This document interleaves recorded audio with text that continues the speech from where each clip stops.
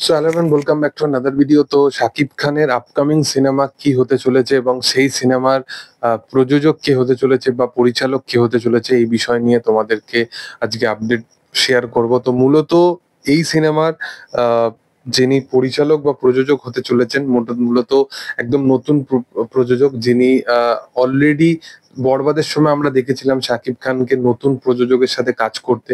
Real energy production house, যেখানে একজন female producer ছিল, তার সাথে কাজ করতে, এবং আবারও সেই জিনিসটা হয়েছে এবং মূলত একজন ফিমেল প্রডিউসার বা ফিমেল প্রযোজকের সাথে তাকে আমরা কাজ করতে দেখছি, শিরিন সুলতানা বলে। এবং এই ছবিটা যিনি পরিচালনা করবেন সেটা হচ্ছে আবু হায়াত বলে। তো মূলত শাকিব খানের এই প্রজেক্টটা নিয়ে মানে কেন এই প্রজেক্টটা সে ডিসিশন নিল এবং কেন অন্য প্রজেক্ট গুলো কে এখন একটুখানি সে পিছিয়েছে, এর পিছনে রিজনটা কি? দেখো, মূলত এখন বাণিজ্যিক সিনেমার একটা দারুণ লেভেল একটা চল চলছে, এবং সেই কারণে সেই চলের দরুন এখন কি হবে, তাকে ইন্ডাস্ট্রির গ্রোথের কথা ভাবনা চিন্তা করতে হবে, experimented more than experiment cinema নিয়ে।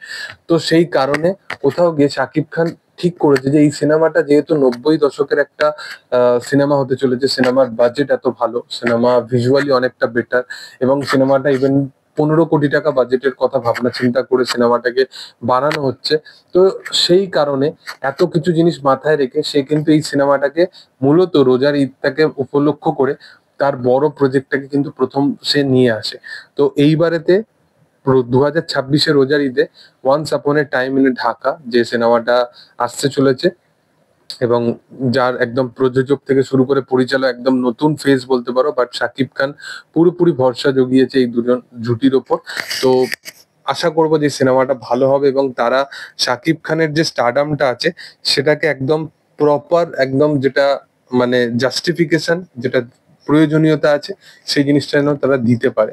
এবং তাদেরকে শুধু শাকিব খানকে নিয়ে সিনেমা বানালেই নয়, তাদের মানে অডিয়েন্স শাকিব খানকে নিয়ে যেরকম ভাবে ডিমান্ড করে বড় পর্দায় দেখার জন্য, সেই জিনিসগুলোর দরুনও তাদের কিন্তু অনেক ভাবনা চিন্তা করতে হবে। এবং এই প্রজেক্টটা খুব দারুণ একটা প্রজেক্ট হতে চলেছে। প্রজেক্টের যে প্লট লাইনটা সেটাও খুব দুর্দান্ত, 90 দশকের একজন গ্যাংস্টারের ওপর বেস্ড করে এই সিনেমাটা।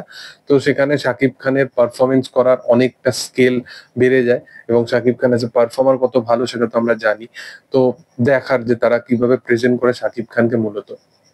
তো যাই হোক, তোমাদের কি বক্তব্য এই বিষয়টা নিয়ে সেটা তোমরা অবশ্যই কমেন্টে জানিও। ভিডিও ভালো লাগলে অবশ্যই লাইক করো, শেয়ার করো, সাবস্ক্রাইব করো চ্যানেলটাকে, এবং পাশে থাকা বেল আইকনটা অবশ্যই প্রেস করে দিও। Thank you all, by.